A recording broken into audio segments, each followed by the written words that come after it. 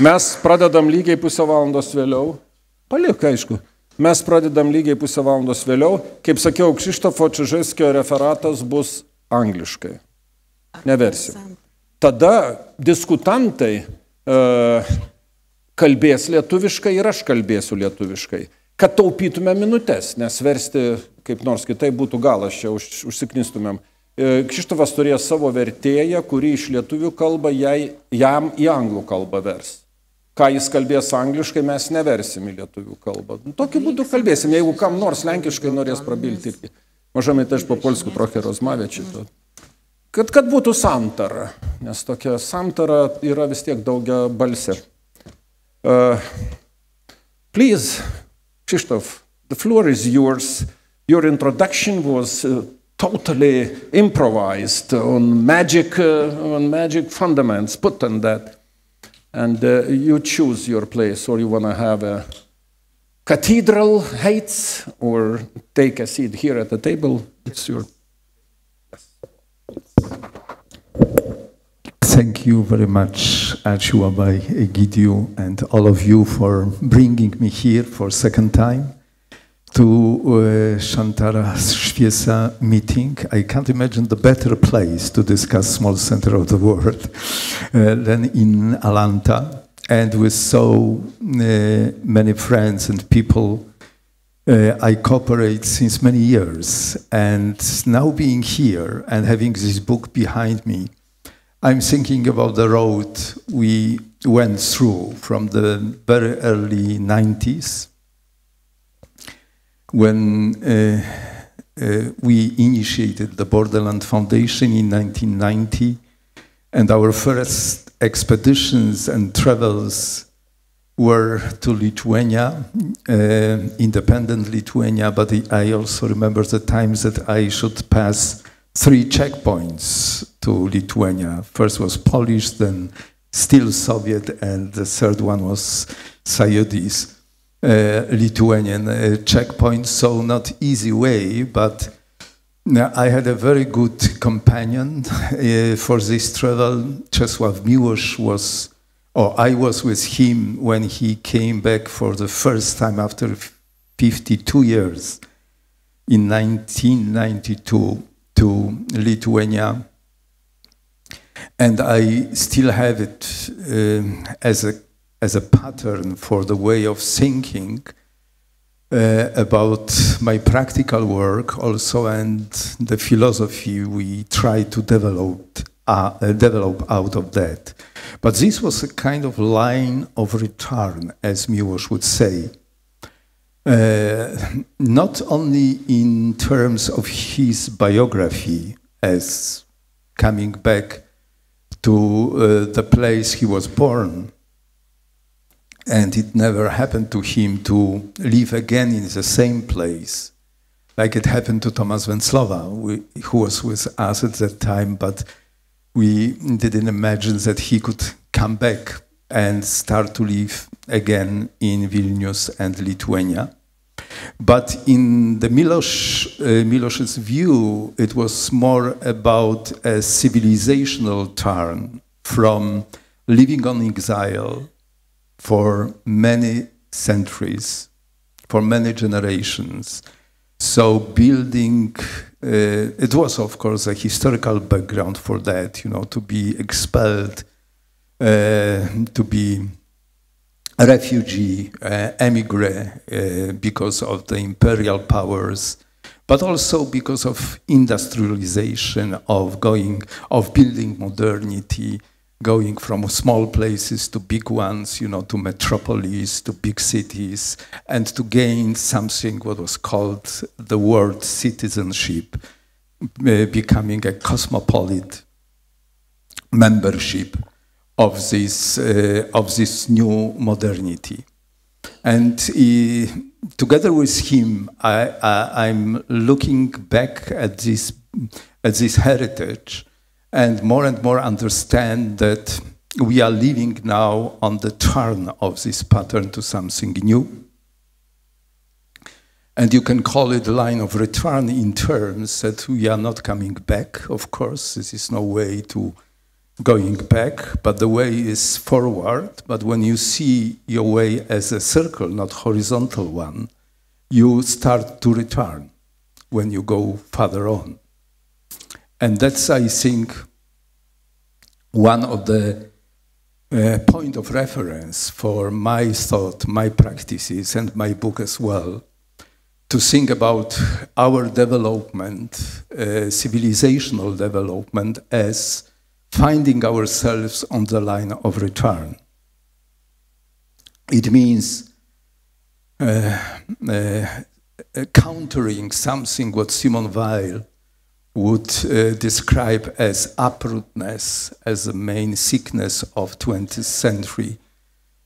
We all remember, and it was very crucial book for Czesław Miłosz, Zakorzenienie, and Racinement, Rootedness by Simone Weil, when she was diagnosing the sickness of modern civilization as being cut off from the roots, from something what Greeks would call oikos, our homeland. But even more, I would say that modernity started to understand the oikos, the homeland, as something against or anti-modern, as something what keeps us in a province, keeps us far away from modern tendencies and developments, and it's also a nest for more or less nationalistic ideologies and thinking and closeness of our own work, apologetic to our own history, nationhood, and so on, and being somehow kind of a backward from the main modern currents of the development. And I would say there was a legacy. There is a legacy behind that. There were serious reasons to understand the development of the world in that way, and a lot of good things happened on this line of exile, of being uprooted in the cost of becoming a citizen of the world. As a cosmopolitan, so anti-nationalistic, anti-xenophobic, we would say, anti-something, which is against modernity. But there is a price we pay for all that development, and more we are conscious about the consequences of that turn. And in Milosz's view, our development will be more and more connected back to the place, to the oikos, to the community, to the roots, to something what makes us being responsible for police, for small communities, and starting to understand that there is no democracy, in fact, out of having, the society structures built upon small polis. Polis was never big. When polis became big, it was a Roman Empire at the time. But democracy was built on a small polis, on a small belonging and taking responsibility for something what is my environment, something what in Miłosz language we'll call small homeland. In fact, so that's a situation, the background. I'm starting to write my books. I'm starting to build my center in Sejna and Krasnogróda on the Polish-Lithuanian borderland, and started to think how I should, together with my friends, with my team, find myself on the line of return. Because, and this is exactly, I didn't came back to my own family place, but it was for us I mean, the Borderland team members was like a searching for a new homeland, for a place we can identify it fully with. And being avant-garde artist, because this is my background, the theater avant-garde movement in the 70s and 80s in Poland, we call it alternative theater or third way theater. For us, it was this moment, this momentum that we start to think rather to stop traveling from one festival to another as an theater artist and theater producers usually do, but made this very small, simple, but fundamental decision not to pass through the small town like Seine and come to another one with the performance, but to stay. And to stay for 35 years, so to stay, first thing was for a long time, for life, and to stay among the people, not on the peripheries, you know, because, again, my background from the 70s is counterculture. It's time when we were searching for the place to work, to be creative, far from the people. That was a time we were thinking about our work in terms of commune, yes, hippie commune, of creating like a Walden, you know, by Thoreau. That was our cult book. Yes, you want to realize your dreams, go as far from the people as possible. Go to the wilderness. Go somewhere, you know, far away. Because this is only a way to realize your dreams about the community life, about living together, about love, about dreams, and so on. So find your Walden. The lesson from that time, although it was very inspiring for me in many reasons, but the general lesson was that it was a big failure. That majority of these communes became a totalitarian small states with a dominant guru and with a kind of violence inside of that community. So the lesson I gained from that time was maybe we should create a completely new vector, not as far from the people, but to the people. Start to live with them. So it was another part of this decision. Stay in this town, but not as a laboratory that we will do our own work. Could be avant-garde, you know, theater, visual art, or anything else, and then to produce it and present it to the festivals. Usually, as you know, it was in the case of Grotowski Laboratory also. It's this Brzezinka place, so you have your own laboratory, you work in isolation. It's very nice if it is small town and so on, but in general, the focus is to present it for the international festivals and audience. So no, to live with these people and make them co-creators of your work. Make them like a testifying field of, is it truthful, authentic, real, what you are trying to do or not?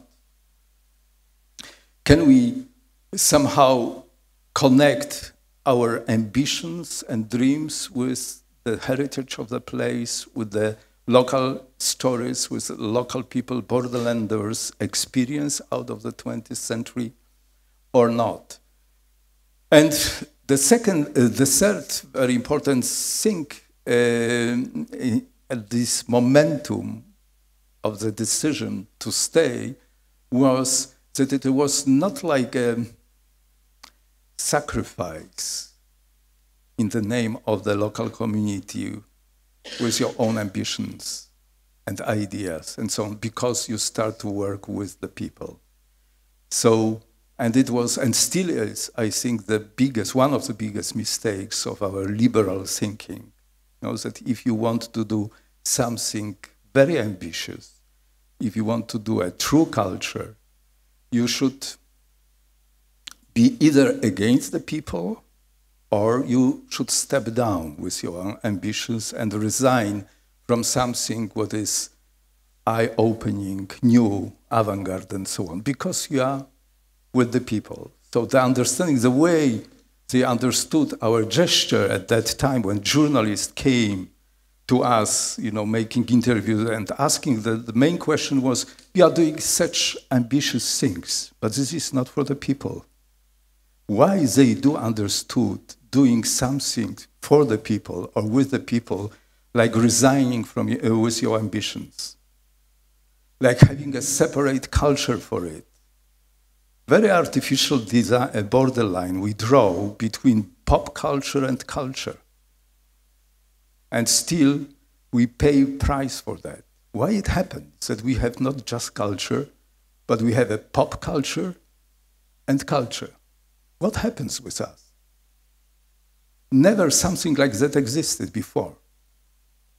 When we start to think about culture or science or anything like pop and a true one, then we lost the people. And we are lost. And we are lost. Yeah, because so this division is very artificial, and we still stuck in that problem. Yes, and we are making very, very big surprise for us when we see the results of elections and many things around us. One of the reasons is I deeply believe in a very initial situation that you are coming to these people, you are staying with them, but you are, rather than stepping down, you are growing. You are growing because they know what borderland is. They know what 20th century history was. They went through the Second World War and some other things. So you, as a young artist, you should draw or grow up to take this story, to take this message they have, and do something with that in theater, in music, in school programs, in literature, and so on and so on. That's what it is about the Borderland Center and Foundation, and that's how slowly, invisibly for us, the small center of the world started to be built. I wrote this book after 30 years of the practice, and only at that moment I started to say about this, also listening some background from the people's stories about this. This is a small center of the world, people were saying, coming to us. But the reasons for that was not that we invited and managed to have the biggest intellectuals or artists from the world coming to our small town. Making a festival never happened for 35 years for us to make or to organize a festival.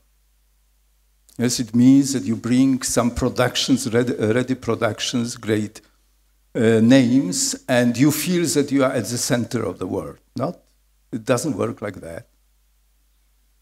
Yeah. You do things together with people, and having this feeling of making them responsible also, and understanding that we are trying to do something what is unique for the world, not only for ourselves, but for the world as well. And that we care not only about ourselves, but also about the connections with the others all around. In this title of the book, there is a very special word, which maybe is of the most importance, the small. I now, coming back with my memories to the early 90s, to this first visit with Miłosz in Lithuania and then to Vilnius, and because it was also the first so-called Środa Literacka, the literary Wednesday, which was organized in the pre-war time in Vilnius, and Miłosz with other poets, Żagaray, participated in that. But in the new Lithuania, they reinvented this tradition. I think We've met for the first time with Dariusz Chwolis as a Minister of Culture at that moment. And Miłosz was with that, but what I want to mention is not him, but Irena Byrska, the member of the pre-war Osterwa Theater in Vilnius. And she was saying, you know, to the Landsbergis was there, you know, the all new Lithuanian government and new state and the full joyness of having new, independent and great Lithuanian state and freedom and everything. And Irena, she was like 90 at that moment. She was saying, but remember, the biggest, the most important thing for you is to be small and to enjoy that you are small. And then started to elaborate a little bit from Indian Hindu tradition, you know, which was close to her. But at that moment, it was a kind of a, you know, why is she saying to us at that very moment that we should enjoy that we are small? We are great, you know. We want to be, you know, big and take the word, you know. So we went this way 35 years after, and we are now with the book Small Center of the World. And I see the line. With this worldview by Irena Byrska at that time, why small is so important, especially when you say it in Atlanta like today, or in Vilnius at that moment, years ago. Because even much easier is to say it in New York or London. And I have many friends there, like the sociologist Jeffrey Goldfarb from New York University or New School University, who wrote a book about the importance of small things. So sometimes from the big center, you know, from the metropolis, much easier to value small as a highest rank. But living in a small place, being in small place, in small country, in small town, when you hear about being small, you feel that somebody wants to diminish your importance because you want to be bigger than you are, usually. And you understand, and that's a problem for us, that, you know, small means, you know, less important, more provincial, more background, and so on and so on.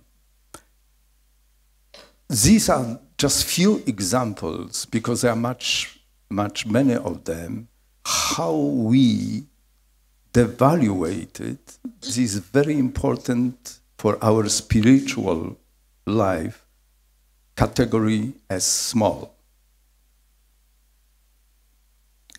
We lost it as a value, as a very important point of reference and potential for making change in the world, for making good. This is about the David power in the world. What happened with us, you know, using this biblical metaphor, I would say that we are in hands of Goliath on many levels. A big number, a big thing. Only this matters. If you want to be influential, if you want to make a real impact, you think how to become big in numbers, in power. And this is a problem, because when only we start to think like that, we are in hands of Goliath. He knows how to manipulate and use this for his own power in the world of big numbers. And I don't have examples of practices, activities which would change the world in big numbers. Everything started always with small, with a logic of small, with a code of values of small. How it happened that Santara-Šviesa lasts for so many years and so many other initiatives vain.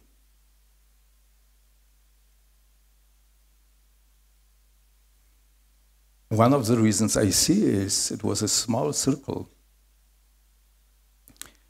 of the people trying to make this change and being enough brave, enough courageous, with initiatives and with interhuman relationships that can grow and make an impact, change. There is something in David power we should start to at least try to understand more and more. How it was possible that David was so strong against Goliath. Where are these potentials of power? No, the big center, the big number always has this logic of domination, of monopoly, of growing in terms that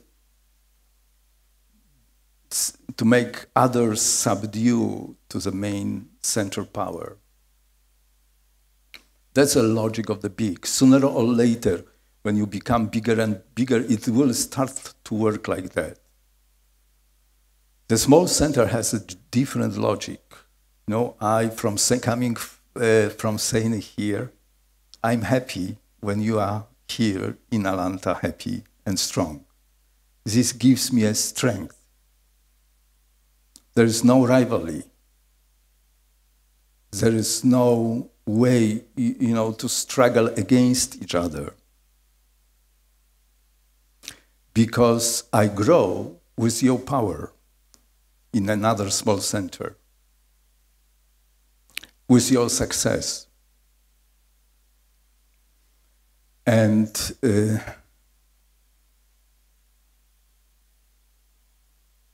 this is another truth, I think, about small, that it has this potential, a chance to be in connection with many small things, centers, in a kind of network, cooperation, and so on, decentralization. That was also, the impact we wanted to make in New Poland after 1989. How to decentralize something what was so centralized by communism or these kind of ideologies. It was very centralizing from all possible points of view. Yes, so to make also in politics, in the local government's policy, to give more and more independence, responsibility to small subjects of the states. That was a struggle from the very beginning of 90s.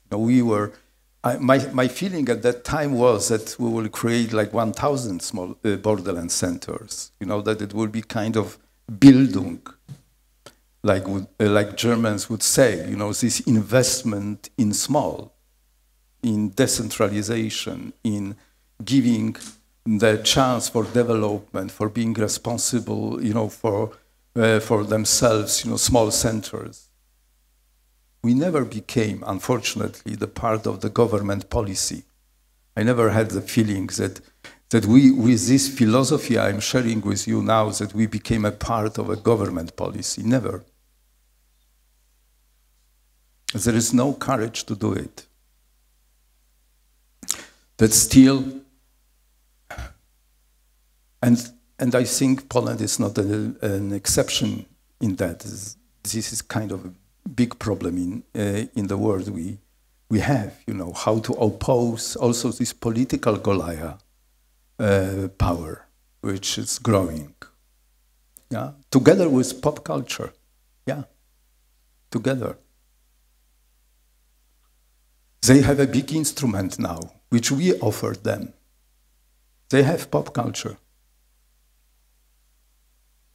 I mean, this Browning movement in the world. And the question, of course, now is not only to be skeptic, you know, and to comply, you know, but what is the way out of this situation we have now in the world? And I see this concept of small center of the world as one of possible answers. Yes, when I, not long ago, a few weeks ago, I was in Kiev, in Ukraine, talking and having discussions with mostly students and people from young generation. Always this question about what to do came back to our discussions in the situation, the war situation, but also in the post-war situation. What will be the way out of this very difficult situation? Something what I can compare with, and something what lays behind my book as an experience is also the wars in Yugoslavia. And a very weak solution after that, after Dayton, you know, which was a peace agreement in 1995, nobody was feeling as a victorious after all this, and that it is a kind of a solution for the future. Until today, there is no solution there. But how I see it from that perspective, and something what I would try to share with you also, is then when there was this afterward situation, so after big crisis situation, like we had also in 1989 in our Central European 1991 countries, you know, what to do after the big crisis and things like that. So we create, let's say, we have this picture of a round table that we have, you know, the think tank to find solutions and to propose something. And believe me, in this round table after Yugoslavia, as well as in New Poland, after Solidarity won in Poland, there was no room around that table for education and culture. And still, we don't have room for this work in the situation when we think about having solutions, of finding solutions for the problems of our world around. And of course, I understand it also as my guilt as a culture person, that most probably we do not have proposals or enough engagement to put something on the table. Maybe we are too much obsessed with big numbers, with festivals. I was working for some years in European Culture Foundation in Amsterdam. We did research about how we spend our money in Europe for culture. Believe me, more than 80% for festivals. So we have a big festivity. How we can make a change like that?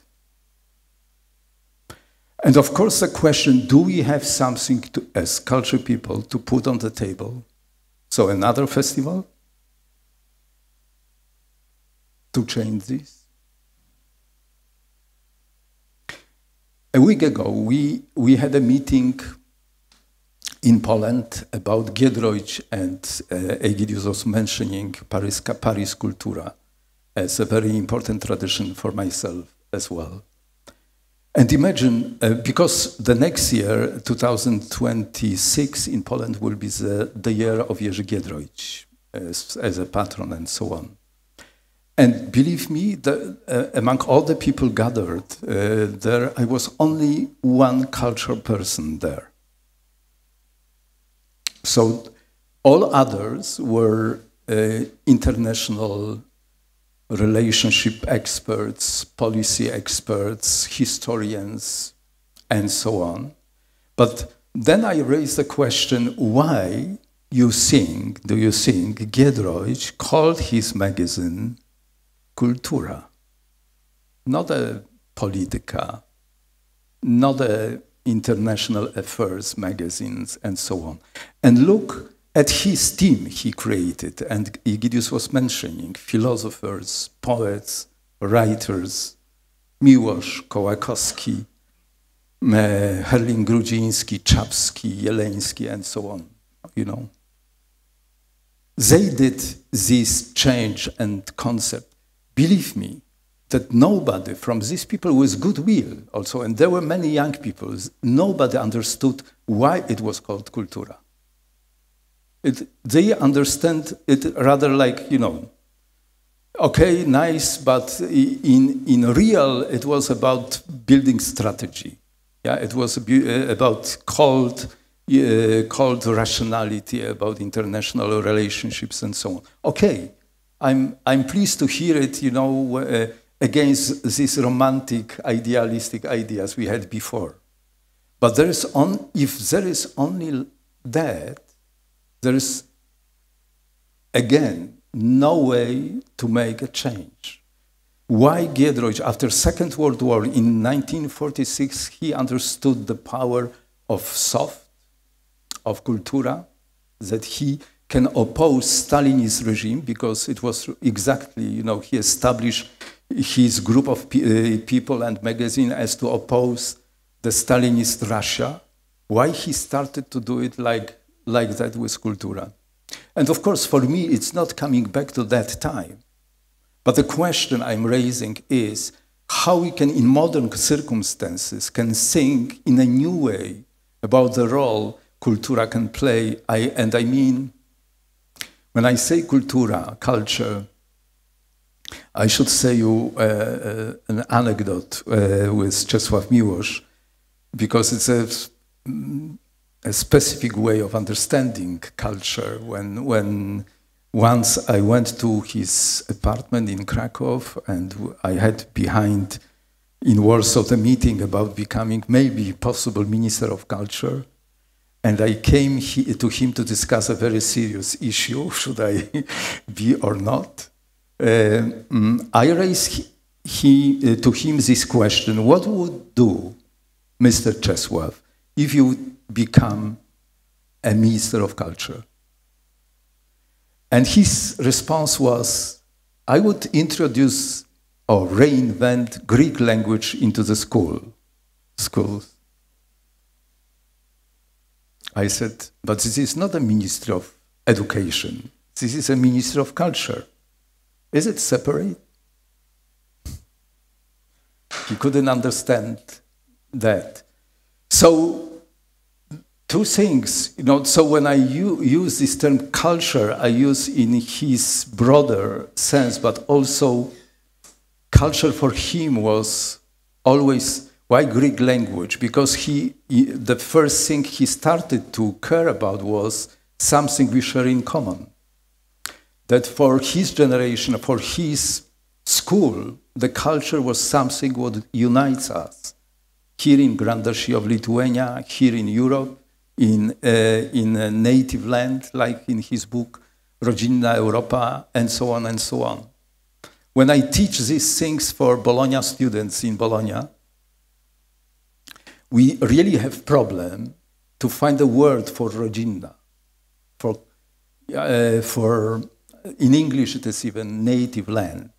Yeah, we don't have words in our language, you know, to name something what we share in common.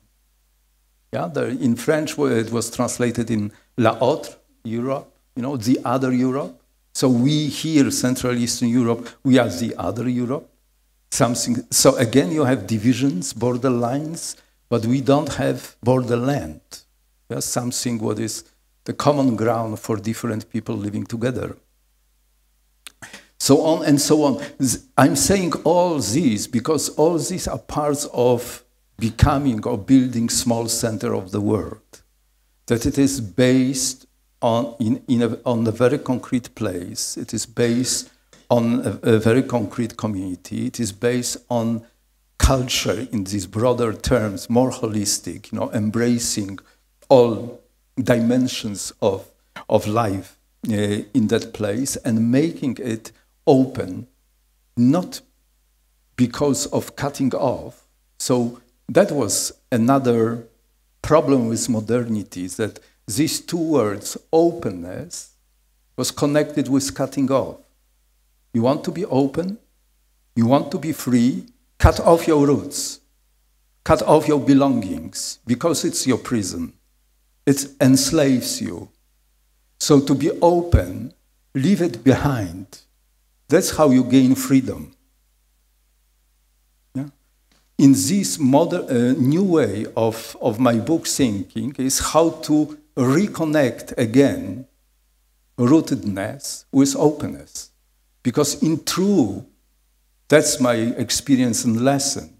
There is no openness without the roots, without the belongings, without the responsibility. There is no freedom without the solidarity with others and so on.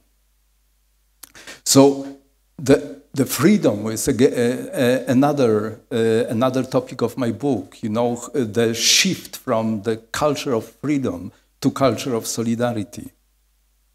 That for centuries we develop our paradigm of culture on the pattern of freedom, individual, but also sovereignty, to be independent as a state, as a nation, as an emancipation from empire, colonial powers, and so on. Very positive strive from the very beginning. But on the way, something happened wrong with this strive. There is a very good book by When Nationalism Started to Hate, which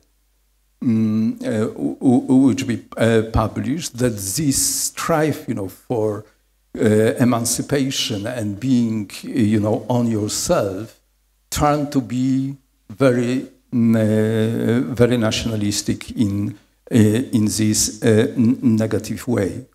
But more or less, I'm very much thinking about small centers of the world as new laboratories for new paradigm of culture, which is culture of solidarity. So, which is culture of coexistence, of cooperation, of empathy, of living together with others.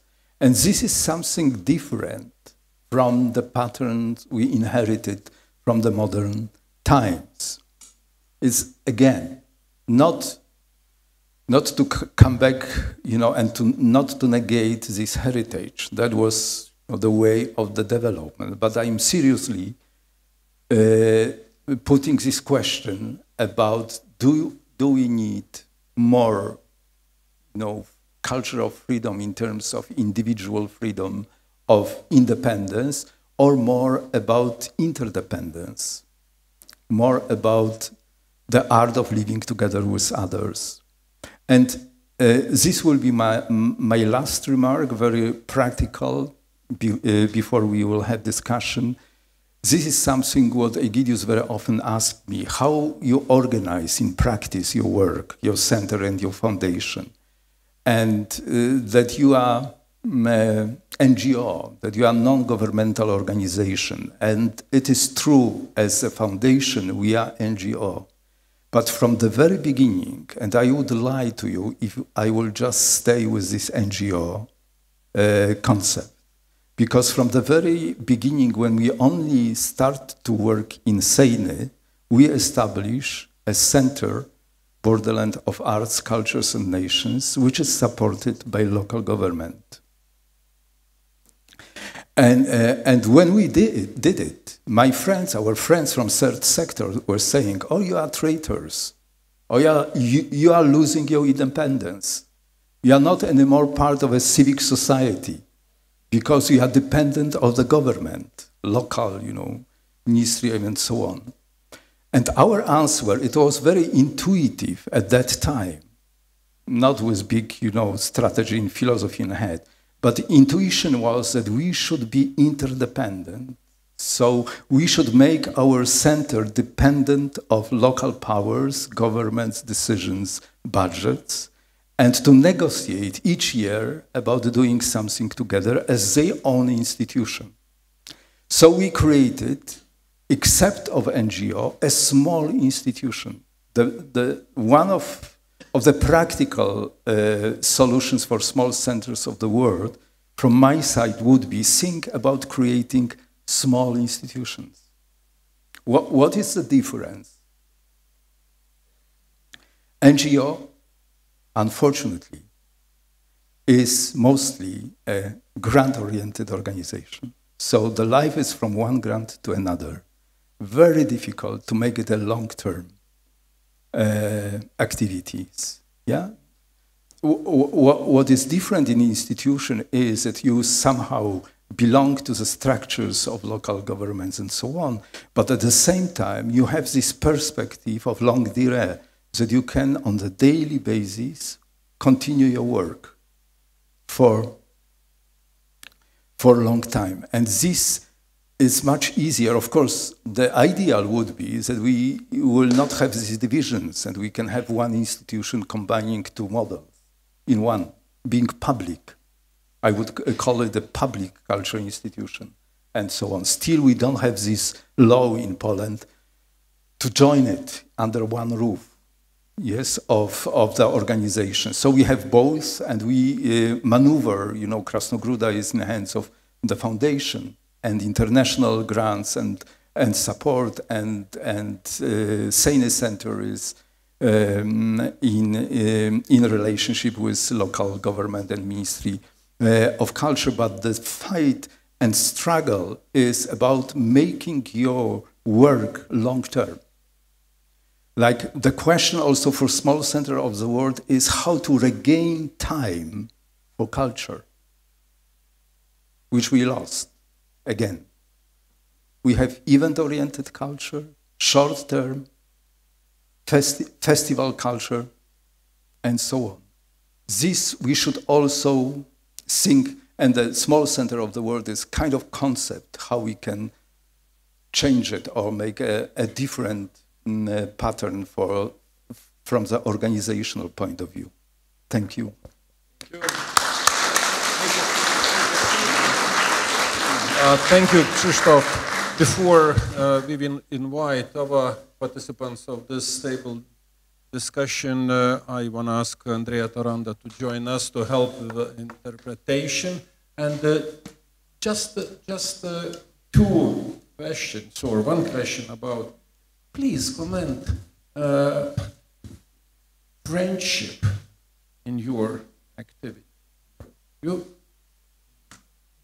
a group of people came, and then friendship. How important was that factor? And the second, yeah, we have in Poland or in Lithuania many people, and artists, writers, who would go against the stream and leave the metropolis hierarchy, refusing to fight for fame, money, and other things Mekas would repeat, mentioning all the time. Money and then power and all that stuff. But I think that there is something very important in the small center of the world. I would call glocality. Means to be very much global. Live as far as possible from the center and show every day some responsibility for everything what's going in the world. It's not only about your village or your province. Is it right? Thank you for bringing Jonas Mekas to our discussion.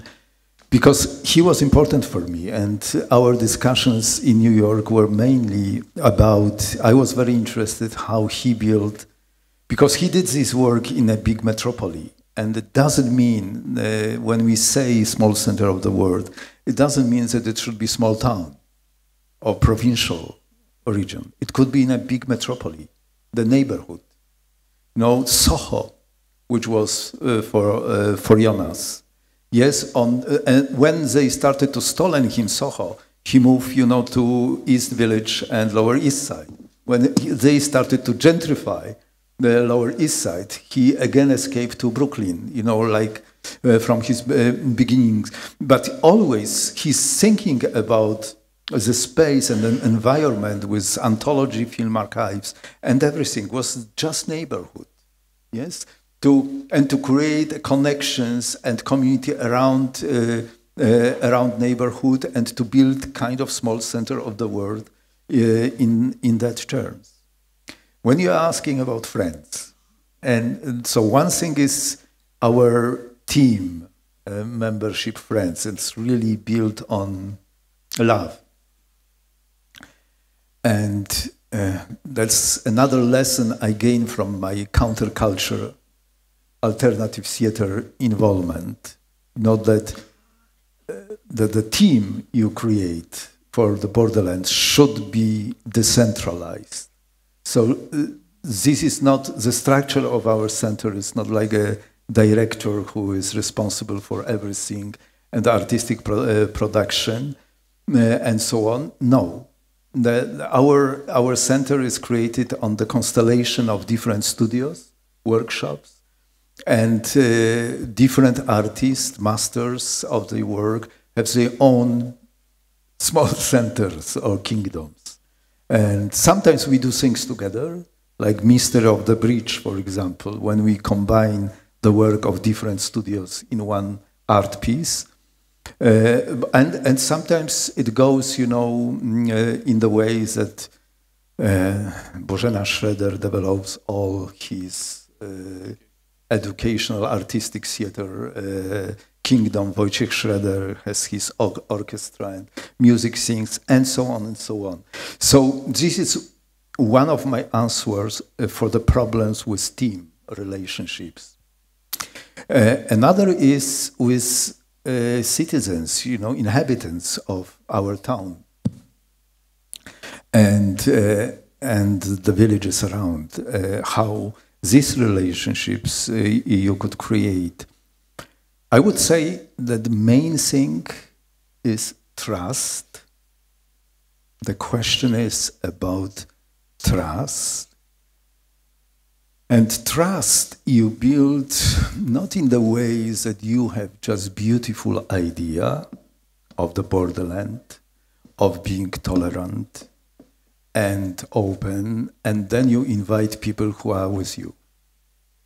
It doesn't work like that. It works like that you do your work like this table, and you do it with a craftsmanship, with full of your heart, but also craft. And people see it. And they come, and they see if it's moving or is stable. Good work, good work or bad work. Yes? They can know it. Doesn't matter if they are firemen, teachers, or you know, other people. They know that this kind of work is a good work. And this was the first foundation of our trust. That people understood that sending kids, because the first situation was, we may disagree with you, you know, in terms of how we think about Jews, Lithuanians, you know, ethnic conflicts, relationships. Don't tell us. You know, we know our truth. Yeah, at the beginning. We have our own memories, traumas, prejudices, and so on. But when they saw that sending kids, children, to the Borderland Center means that they learn good work, that it is based on craft, they started to trust us.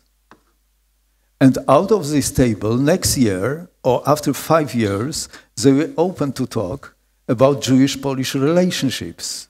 You know, only after that, which was very painful for them. But without this table, there would be no discussion about that, yeah? Thank you once again. And dabar aš kalbėsiu savo kalbą ir 3 klausimai, nes po to vis tiek bus diskusija, dar jeigu kils minčių, dar bus laiko užduoti. Šarūnas Bagdonas, Gintautas Mažeikis, Jan Cooper. Okay, so thank you for a wonderful presentation about things we're thinking a lot about, but to verbalize them, it's quite hard. We touched 2 very important topics, scaling and collaboration. The first about scaling is that in IT we have kind of a rule about scaling. Do not. Do not if you do not have any good reason. So scaling without the reason is a bad thing, but sometimes for some affairs we need on some scale collaboration, let's say defense, education, science, culture, big high culture phenomena. So then when we're doing scaling, we have to collaborate with others. And when we are collaborating with others, then yes, we have to deal with distances, about understandings and so on. And your example is very good about craft as a good reason to collaborate. So what do you think? Why do not have agendas, cultural strategies? That means we hardly develop agendas and we stick to celebration or about monuments building or throwing them away. So we lack about good quality agendas, and my question, how to get those good quality agendas? And in discussion before, we discussed phenomena of listening and talking. And democracy in a lot of cases is about talking, but aristocracy is about ability to listen. And sometimes we have to listen, observe, and put on the table cultural offer or cultural task to perform together. So how do you see this phenomenology? How do you develop agendas with local community or with on national level or even in your small team? How to get joint agenda?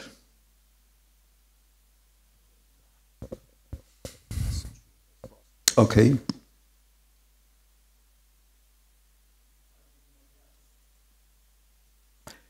So if you would invite me to work with you a little bit longer here in Atlanta, I would use this time to walk around and see the environment here and think how we can connect our discussions and ideas with things around us. And then I would raise a question, do we have somebody who can stay with us here for longer? Or do we have this chance when, after having these wonderful discussions, which are very important also for me, because usually I call myself a self-practitioner of ideas, but I never diminish the role of philosophical debates. It's another problem. When you are only practitioner, then you have again the problem, because there is sometimes lack of ideas, of deepness. So I need these discussions. Yes, I need people influence, as you said, hearing, listening them carefully. But then the time comes, the moment, what we can do. Even if we have a very beautiful festival, yes, which sometimes people do it in a very beautiful way. For me, the major question as I would be the governor of the town, the mayor, when festival happens, the main question for me would be, what will be the day after? Yes? And maybe we can realize, and these are sometimes my discussions with mayors and local community politicians, you spend for festivals, like $100, $1,000, yes, for 2 days event or 3 days event. Could we think to have the same amount of money for creating a cultural center, which will work for 365 days a year?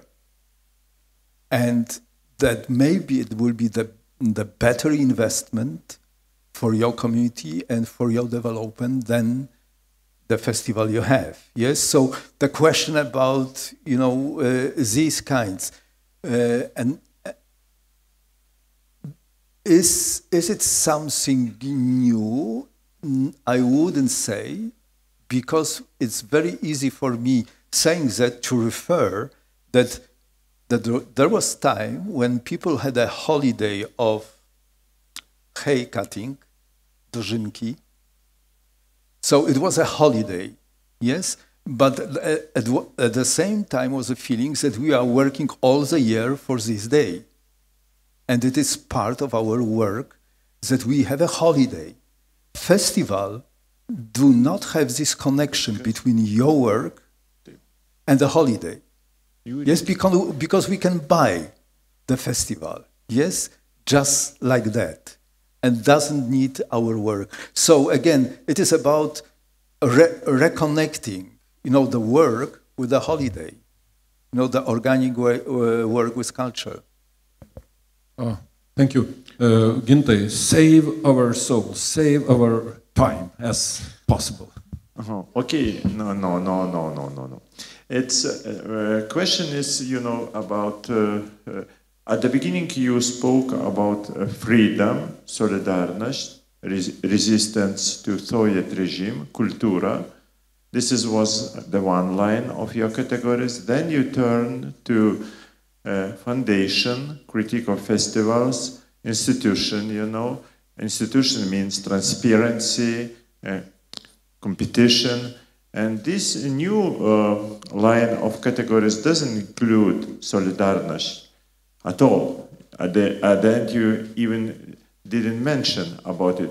Do you see the need of solidarność in contemporary your work, or just you became, involved into this local cultural policy, connected just only to the grants, institutional supporting, no idea of solidarność, no resistance? Mm-hmm. Thank you for this question. If I have an institution which can be supported by local government, for example, or my program I present to it is about culture of solidarity, mostly. So there, for me, the reason I created institution is to stay for long term and to develop this pattern of culture of solidarity, to do things with people and in engaging them in this work. And I would say, from my experience, it's much easier to convince even the state structures to support this kind of work than the international big foundations which are independent. It is maybe the paradox thing, but I remember the moment when I came first to United States on the invitation by Tony Judd. And he developed these remark circle discussions we had for several years. But the shock which came for me from the first meeting with Tony was that she was living in America, and for us, he invited people from Central Europe countries as well as others, was about discussing how we should reinvent social-oriented state rather than to abandon it. That, for many reasons, to develop this kind of social solidarity, the state could be much more effective than independent foundations and especially capitalistic systems with that. So his momentum for Tony was that actuality of captive mind of Miłosz was not anymore about communism, but it was about the market-oriented capitalism. Yes? So that was a way out to solidarity, that we should find the ways of countering this logic of free market, consumeristic and commercial orientation. And when you have the institution I'm talking about that, at least there is a chance to oppose the marketing and commercial things. You know, of course, there are many aporias, yes, but believe me, that after these 35 years of being a part of local government policy and so on, I never experienced a situation that, you know, the clerk from the government comes to me and saying like, listen, I'm giving you money and you should do this or that. Or you can't do that or that. Never happened. The problem is more with these independent big foundations, which are saying usually, you see, we have these wonderful programs. If you fit with it, you can receive some support. You know, so it's not about trust that you are successful. That's a problem I have with European partners and European Union, always. You always start from zero. You can do a lot, gain a lot of experience, but when you come to another grant, you start from zero. So they are telling you what you should do. Because they know. It's never like you know, and you tell them for what you need money or support. You know, this is all the time this logic that your experiences and your achievements are somehow wasteless because we know for what we want to give this. Yeah, that's a problem we have in European Union too. Mm. Yeah. Okay. Thank you for your talk. Very stimulating. But I would like to talk about the perspective from what you look at things, and that is very human. So that's by itself very positive. But you talk about community, responsibility, freedom, returning to our roots, being small scale. And we do that in the context of a large-scale society with all its problems, let's say economic problems, poverty, drug addiction, even war. But all these things, all these contexts is still on a level of human perspective. What I would like to ask your comment about is a context that I might even call anti-human. And I'm talking about something that you might, as a first characterization, call bureaucracy, but in a very extreme form of bureaucracy with all the artificial intelligence, with all the smart cameras, with smart cities, where not a single step that you do is unnoticed by, say, the Googles and the Amazons of this world.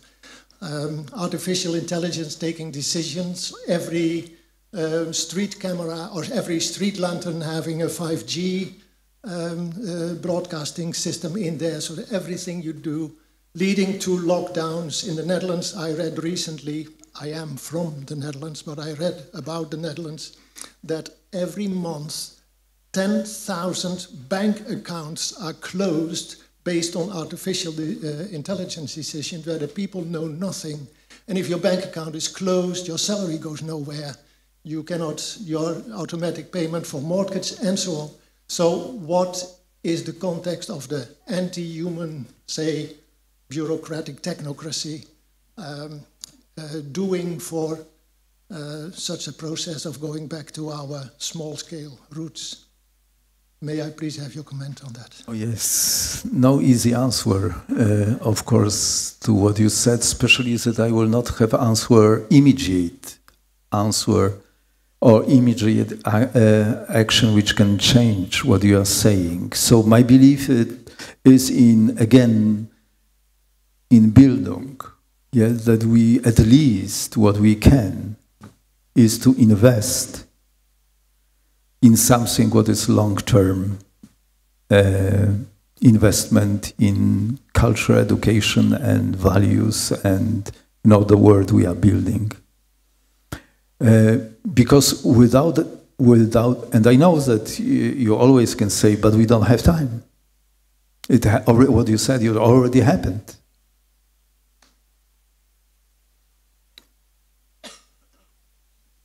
So we are under this pressure, we don't have time. But my answer to that is, in contrary, we should regain time. Because if we will be under the pressure of we don't have time, and we have it since decades we don't have time. And still we do not invest in long-term actions. So my answer to do is, either knowing that it will be not overnight change, we should do it now. And to have, politicians mostly. Yes, I understand your skepticism, but the good sign is that I now have this picture when I'm in Amsterdam and I'm receiving the Prince Margaret, the European Culture Award, and we are talking, together in Europe about, and they did it, in fact. In the European Culture Foundation, they initiated the grant-giving program, which is called Culture of Solidarity. You now can receive from European Culture Foundation the grant not for festival or this kind of event, but for something what they call, after our ideas, the culture of solidarity. So small things, yes, yes, of course, and another thing is that we never decided, and we were tempted to, to create branches of our foundation, or this kind of work. We believe that it's more about, supporting and being in touch, in solidarity with others, but having as many as possible small centers of the world, in different time. And that's the wave or network, at least, we can build together to stop it. Ačiū, Krzysztofai. Dabar aš suprantu, kad mes slidinėjam ant laiko bėgių, vis tiek įmanoma, ko gero, dabar pereiti prie diskusijos tarp žmonių, kuriuos taip pat mažųjų centrų praktikantais. Ne, neduosiu daugiau, aš sakiau 3 klausimai. Toliau po diskusijos galėsit paklausti.